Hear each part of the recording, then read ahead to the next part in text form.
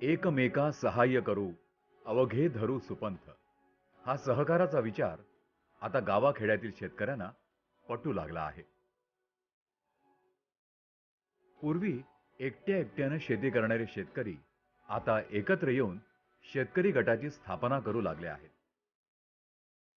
कृषी विभाग कृषी विद्यापीठाच्या मार्गदर्शनाखाली पारंपरिक शेती सुद्धा नव्या पद्धतीने करत आहेत।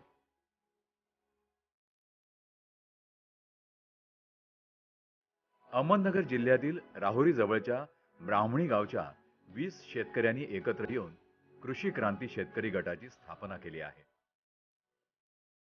रायभान नारायण गायकवाड हे त्या गटाचे एक सदस्य आहेत। माझं शिक्षण कृषी पदवीधर मी आहे आणि माझ्याकडे टोटल क्षेत्र 15 एकर आहे। 7-8 एकर शेतात ऊस मी पिकवतो। नंतर 4.5 एकर क्षेत्रामध्ये 4 एकर क्षेत्रामध्ये माझं डाळिंब आहे। नंतर 10 गुंठे पॉलिहाऊसची मी नुकतीच उभारणी केलेली आहे। तर नंतर आता 10 गुंठे शेडनेट घेण्याचा माझा विचार आहे। अशा पद्धतीने शेतीचं मी नियोजन केलेलं आहे। तर हे बघताय आपण आता सध्या ही आडसाली ऊसाचं पीक हे तुटून गेलेलं आहे। त्यानंतर आता माझा खोडा व्यवस्थापन मी चालू केलेलं आहे। त्या खोडा व्यवस्थापनामध्ये ऊस तुटल्यानंतर बुडके छाटणी, पाचट व्यवस्थापन, नंतर पारीने खते देणे असे मी उपक्रम करत आहे। तर विद्यापीठ महात्मा फुले कृषी विद्यापीठ येथील तंत्रज्ञान आणि कृषी विभागाच्या सहकार्याने या ठिकाणी आम्ही 20 जे शेतकरी सदस्य आमच्या शेतकरी गटातील जे सदस्य आहेत, तर आम्ही त्या पद्धतीनं उपक्रम राबवण्याचं ठरवलं आणि विद्यापीठाने पण त्या पद्धतीनं साथ दिली। श्री राय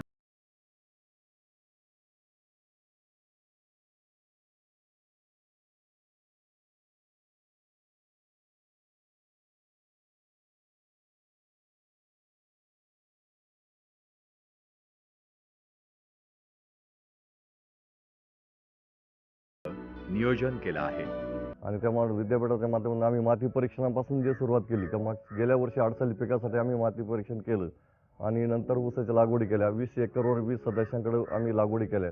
त्यानंतर पूर्ण अन्नद्रव्य व्यवस्थापन, कीड नियंत्रण वगैरे सर्व घटकाचा वापर करून आम्ही आडसाली ऊसाचं पीक घेतलं। आता नुकतंच ते मागच्या महिन्यामध्ये ऊस पिकाची तोडणी झालेली आहे आणि आता आम्ही म्हणजे खोडव्याचं व्यवस्थापन चालू केलेलं आहे। तर खोडा व्यवस्थापनामध्ये आम्ही पंचसूत्रीचा अवलंब करत आहोत। तर जे महत्त्वाचं म्हणजे हे ऊस तुटून गेल्यानंतर त्यातलं जे पाचट आहे, जे ऊसाचं पाचट असं व्यवस्थितपणे आम्ही शेतामध्ये पसरतो आणि त्या ठिकाणी त्या पाचट पसरल्यामुळं एक पाण्याची म्हणजे बचत होते।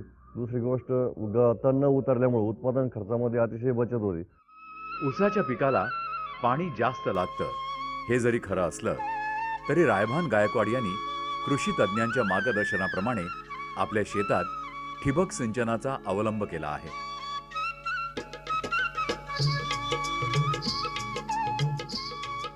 त्यामुळे पाण्याची मोठ्या प्रमाणात बचत झाली आहे। शिवाय पाचटाच्या प्रयोगामुळे जमीन ओली राखण्यासाठी मदत झाली आहे। मध्ये जे पाचट ठेवलंय ते पाचट दिवस त्याचा एक तर मला उन्हाळ्यामध्ये असा फायदा होणार आहे काही मल्चिंग होणार आहे, म्हणजे थंडावा निर्माण राहणार आहे आणि पाणी कमी लागणार आहे माझ्या शेतीला।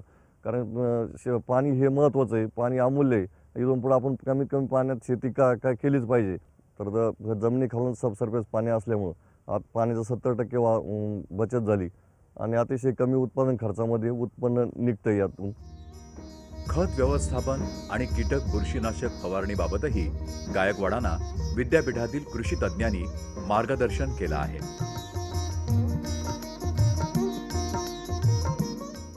विद्यापीठाने सांगितल्याप्रमाणे कीटकनाशक आणि बुरशीनाशकांचा आम्ही फवारा दिला। आता यानंतर आम्ही पारीने खोड्याला खतं देणार आहोत आणि पूर्ण हे प्लॉटवर 10 फुटवर सबसर्फेसवर हा प्लॉट घेतला। तर हे नुकतंच तुटून गेल्यानंतर आता 1 महिन्याचं पीक आहे। 1 महिन्याचं पीक आहे, इतकं सुंदर अशी वाढ त्याची झाली, सव्वा ते 1.5 फुटापर्यंत वाढ झालेली आहे। आणि याआधी आम्ही 3 सूत्राचा वापर केला।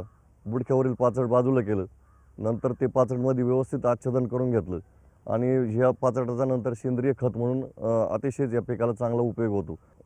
ऊस तुटून गेल्यानंतर बुडक्यावरील पाचट बाजूला केली आणि पाचटाचा असं मध्ये सरी पूर्ण 10 फुटाची गॅप असल्यामुळे संपूर्ण पाचट यामध्ये असं व्यवस्थितपणे बसवता आलं। तर हे पाचट याच्यामध्ये ठेवलं, नंतर बुडकीची छाटणी केली आणि बुडकी छाटणी केल्यानंतर विद्यापीठाच्या सल्ल्यानुसार आणि कृषी विभागाच्या सल्ल्यानुसार 22 आणि एक बुरशीनाशक यांची फवारणी केली. अशा प्रकारे 3 सूत्र त्यावेळेस अवलंब केला. नंतर जे आता हे जे मध्ये पाचट ठेवलंय, त्या पाचटामुळं पाचटवर पाचट कुजण्याचे सुपर फॉस्फेट आणि विद्यापीठाचे जे कंपोस्टिंग कल्चरचे जीवाणू आहेत, ते जीवाणू अधिक युरिया असं टाकून हे पाचट कुजण्याची प्रक्रिया पण चालू झाली. आणि हे पाचट ठेवल्यामुळे एक तर तण होणार म्हणजे गवत होणार नाही, त्यामुळे तो तण नियंत्रणाचा खर्च माझा वाचणार आहे. दुसरी गोष्ट आता जे खतं आहेत, या पद्धतीनं खतं देताना पारीचा आम्ही अवलंब करणार आहोत. त्या विद्यापीठाने अतिशय सुंदर प्रकारे त्या पारीनं खत देण्याची स्कीम काढली. पूर्वापार चालत आलेल्या ऊस शेतीच्या बरोबरीनं गायकवाड यांनी नगदी पीक म्हणून डाळिंबाची निवड केली आहे. त्यांच्याकडील 4 एकराचं क्षेत्र गायकवाड यांनी डाळिंबाच्या बागेसाठी वेगळं ठेवलं आहे. ऊस आणि डाळिंबाबरोबरच आधुनिक पद्धतीची शेती करावी असं रायभान गायकवाड यांनी ठरवलं आणि 10 गुंठ्याच्या क्षेत्रावर पॉली हाऊस उभं केलं.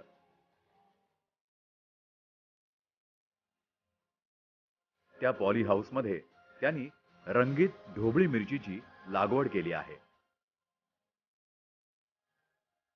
माझ्या उर्वरित शेतीमध्ये जे आपण पाहिलंय ऊस शेती आणि डाळिंब शेती हे सोडून मी नंतर आता गेल्या वर्षीपासून संरक्षित शेतीकडे वळण्याचं ठरवलं होतं. त्या दृष्टीने मी 10 गुंठे पॉली हाऊसची उभारणी केली. त्यासाठी जे आपल्या कृषी विभागातून त्या अनुदानाची तत्पर जी योजना आहे, त्या योजनेचा मी लाभ घेतला. तर हे 10 गुंठ्यावर साधारणतः मला गुंठ्याला 1 लाख म्हणजे 10 लाख रुपये 10 गुंठ्यासाठी पॉली हाऊस उभारायला खर्च आला. तर हे साधारणतः मी मार्चमध्ये उभारणी चालू केली आणि जूनमध्ये माझं उभारणी काम पूर्ण झालं. 10 गुंठ्याच्या क्षेत्रावर मी पॉली हाऊसची उभारणी केली. त्यासाठी मला 10 लाख रुपये मी बँकेकडून कर्ज घेतलं आणि नंतर मला अनुदान भेटलं. तर या 10 गुंठ्यावर साधारण पहिल्या वेळेस काय करावं होतं, तर मी ढोबळी मिरची म्हणजे कलर कॅप्सिकम आपण म्हणतो ती करण्याचा निर्णय घेतला. त्यामध्ये मी लाल आणि पिवळी मिरची ह्या 2 व्हरायटीचा ज्या 2 व्हरायटी आहेत, इन्स्पायरेशन आणि बजाट, एक किएफ कंपनी पुणे येथे आहे, त्यांच्याकडून रोपे बुक केली. साधारणतः 5 फूट अंतरावर डबल रांग पद्धतीनं हे पाहिलं आपण. आणि त्यासाठी ठिबक सिंचनचा मी वापर केला. ठिबक आणि फॉगर सिस्टीम ही आवश्यक असल्यामुळं ही दोन्ही गोष्टीचं मी उभारणी केलेली आहे. आणि जी इन्स्पायरेशन म्हणजे लाल जी व्हरायटी, त्या लाल वाणाचा मी वापर केला की हे सुरुवातीला हिरवा असतं पण नंतर लाल होतं. आणि दुसरी ती बटाट्या व्हरायटी पाहिली आपण, तर ती व्हरायटीमध्ये सुरुवातीला हिरवं पण नंतर पिवळी होती. तर असे दोन्ही मी 2700 रोपाची लागवड केली.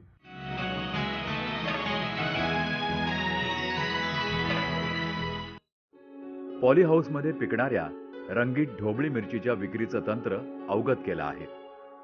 आधुनिक शेतीतून गायकवाड यांना चांगली आर्थिक प्राप्ती होत असते. जुलैच्या पहिल्या आठवड्यामध्ये लागवड झाली. त्यानंतर 70 दिवसांनी माझं उत्पादन चालू झालं. तर हे उत्पादन पाठवायला मग मुंबई येथे व्यापारी का जे 5 स्टार हॉटेल मॉलला वगैरे पुरवतात, तर त्या पद्धतीने विक्री व्यवस्थेचं मी अभ्यास केला. आणि मग नगरवरून बॉक्स आणले आणि बॉक्स पॅकिंग सांगता एका बॉक्समध्ये 20 किलो मिरची, लाल मिरची आणि पिवळी मिरची असं 20-20 किलोचं पॅकिंग असतं. तर असे पॅकिंग ते व्यापाऱ्याच्या मागणीनुसार आणि जे मार्केटिंग लाईन त्यानुसार 20-20 किलोचे पॅकिंग, लाल वेगळी आणि पिवळी वेगळी पॅकिंगनी तर पाठवली. तर सुरुवातीला मला 40 रुपयापासून तर भाव भेटला. परंतु नंतर मध्ये भाव दिवाळीच्या वेळेस भाव वाढले, त्यावेळेस 250 रुपयापर्यंत भाव गेला आणि आता परत 80-90 रुपये किलोपर्यंत भाव आहे. तर साधारणतः मागील 3 ते 3.5 महिन्यामध्ये माझी 6 टन मिरची निघली. आणि अजून काही 3 महिने मिरची चालली म्हणजे मार्च एंड किंवा एप्रिलचा पहिला आठवड्यापर्यंत मिरची घेण्याचं हे आहे. तर त्यावेळेस आणखीन 3-3.5 असे 10 ते 11 टनापर्यंत मला मिरची निघण्याचे अंदाज आहे माझा. तर सरासरी मला 50 ते 60 रुपये भाव भेटला. आणि अशा प्रकारे आत्तापर्यंत जे 7 टन मिरची निघली त्यामध्ये मला 3.5 लाख रुपये उत्पादन मिळून त्यापैकी माझा 1,28,000पर्यंत रोपासहित खर्च आलेला आहे. तर तो खर्च वजा केला तरी मला आता 2 ते 2.5 लाख रुपये नफा राहिला. आणि त्यामुळे मी बँकेचे हप्ते त्यातून भरू शकलो. आणि येत्या 5 ते 6 महिन्यामध्ये अजून एक छोटं पीक गेल्यानंतर हे पॉली हाऊस सबसिडी आणि बाकी माझं उत्पन्न यातून हे पॉली हाऊस नील होईल अशी मला खात्री वाटते. तर अतिशय चांगल्या पद्धतीनं, कारण बाहेरच्या शेतीपेक्षा याच्यात 10 पट उत्पादन क्षमता आहे. हीच मिरची जर मी बाहेर शेतात लावली होती मागच्या वेळेस, तर त्यावेळेस 31 टन निघली 20 गुंठ्यामध्ये. पण ह्याच वेळेस ह्या पॉली हाऊसमध्ये 10 गुंठ्यामध्ये ती 10 टन किंवा 11 टन निघण्याची गॅरंटी आली. आणि अतिशय चांगल्या पद्धतीने ही पॉली हाऊसची योजना आहे. तर ही सर्वशी शेतीमध्ये चांगला प्राय 10 पट उत्पादन वाढून शेतकऱ्याला 4 पैसे, कारण सर्वशी एका ठिकाणी कुटुंबातलेच आपण 10 गुंठ्यामध्ये प्रोडक्टिव्हमध्ये काम करू शकतो. संरक्षित छत्राखाली काम करता येतं. सकाळ संध्याकाळ जरी काम केलं तर अशा चांगल्या पद्धतीने आपण 4 ते 5 लाख रुपये वर्षाला या पॉली हाऊसमधून मिळू शकू, अशी मला गॅरंटी आहे. म्हणजे आत्मविश्वास आला.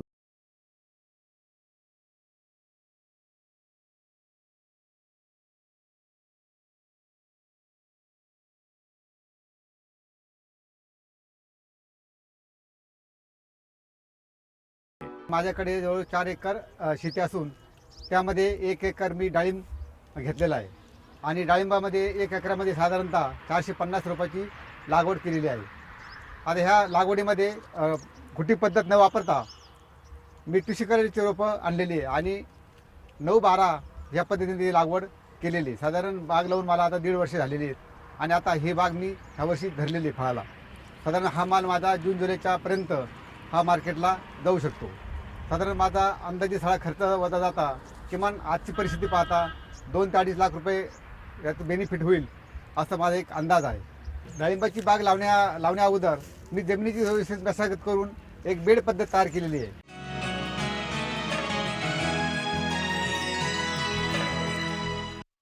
कृषी क्रांती शेतकरी गटाचे सदस्य असलेल्या विष्णू लक्ष्मण कानडे यांनीही महात्मा फुले कृषी विद्यापीठाच्या काटेकोर शेती पद्धतीचा स्वीकार केला आहे. आणि आता इथे फुलाचं व्यवस्थापन पूर्ण झालेलं आहे.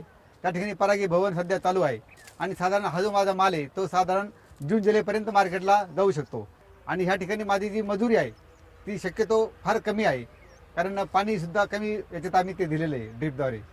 रोप लावताना पहिले आम्ही बेड केलेले आहेत जेणेकरून पाण्याचा निचरा व्हायला पाहिजे आणि जादा पाण्याने पीक खराब होऊ नये त्याकरता पहिले बेड बांधून घेतले आणि त्या बेडवर मग ते नर्सरीतले रोपं 9-12 ह्या पद्धतीने मी ते लावलेले आहेत. याकरता मी ड्रीपचं व्यवस्थापन केलेलं आहे आणि ड्रीपद्वारे हे पाण्याचे नियोजन मी केलेलं आहे आणि याला फार मोठं पाणी लागत नाही. तर ज्याला कमीत कमी पाणी आहे तर अशा शेतकरी हा ठिबकद्वारे ही शेती पिकून डाळिंबासारखे पिकं घेऊन चांगल्या पद्धतीने एक पैसा म्हणजे आर्थिक लाभ घेऊ शकतो. ऊस आणि डाळिंबाच्या बरोबरीनं कानडे यांनीही पॉलीहाऊस शेती सुरू केली आहे. ब्राह्मणी गावामध्ये आम्ही 3 वर्षापूर्वी कृषी क्रांती हा गट शेतकरी गट तयार करून त्याचे आम्ही 20 सदस्य आहेत. त्यातला मी एक सदस्य असून आम्ही ह्या ठिकाणी मी 10 गुंठे हा पॉलीहाऊस बनवलेला आहे. या ठिकाणी मला हा पॉलीहाऊस बनवण्याचे करता महात्मा फुले कृषी विद्यापीठ आणि तालुका कृषी अधिकारी यांच्याकडनं वेळोवेळी मार्गदर्शन आणि प्रशिक्षण घेऊन हा मी डच नावाचा गुलाब लावलेला आहे आणि ही रोपं साधारण तळेगाव दाभाडी इथून आम्ही मागवलेली आहेत. साधारण ह्या 10 गुंठेमध्ये आम्ही 9,000 रोपं ते लागण केलेली आहेत. तर ह्या ठिकाणी हा 19 बेड तयार करून एका ओळीमध्ये साधारण 2 ओळी केलेल्या एका बेडवर आणि त्या बेडवर आम्ही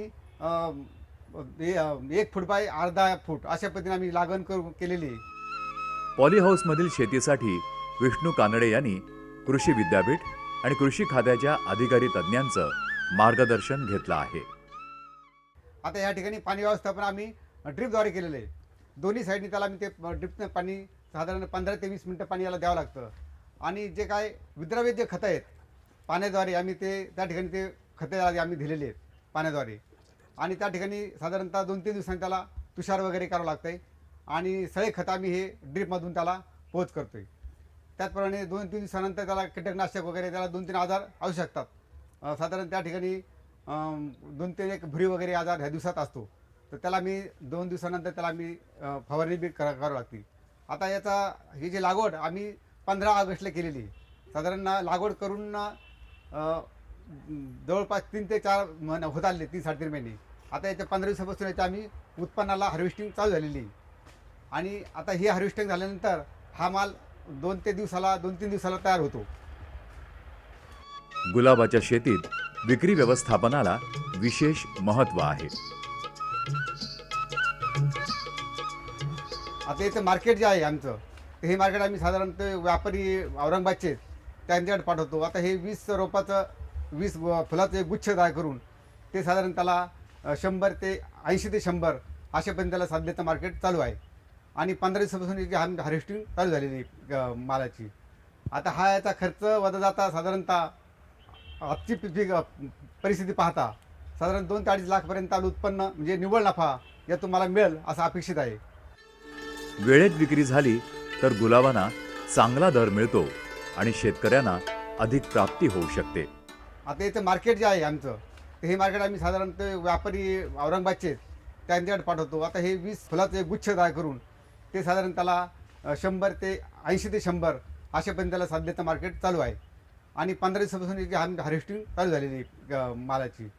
आता हा याचा खर्च वजा जाता साधारणतः आजची पीक परिस्थिती पाहता साधारण 2 ते 2.5 लाखपर्यंत आलं उत्पन्न म्हणजे निव्वळ नफा यातून मला मिळेल असं अपेक्षित आहे. आधी केले, अनुभवले आणि नंतर सांगितले या उक्तीनुसार काटेकोर शेती पद्धतीचा स्वीकार करून आधुनिक शेतीकडे वळलेल्या ब्राह्मणी गावच्या गायकवाड कानडे यांच्यासारख्या अनेक शेतकऱ्यांचे अनुभवाचे बोल प्रयोग करू इच्छिणाऱ्या शेतकऱ्यांसाठी लाख मोलाचे असतील. आणि आता वास्तविक पाहता पारंपरिक शेती करण्यापेक्षा आधुनिक पद्धतीने शेती करून कमीत कमी खर्चामध्ये कमीत कमी क्षेत्रामध्ये आपण जास्त उत्पन्न घेण्याच्या दृष्टीने प्रत्येक शेतकऱ्यांनी पुढे येऊन गावोगावी असे शेतकरी गट तयार केले पाहिजेत आणि कृषी खात्याचं मार्गदर्शन घेऊन आधुनिक शेती त्यांनी करावी असं एक मी प्रत्येकाला एक आव्हान करतो, विनंती करतो.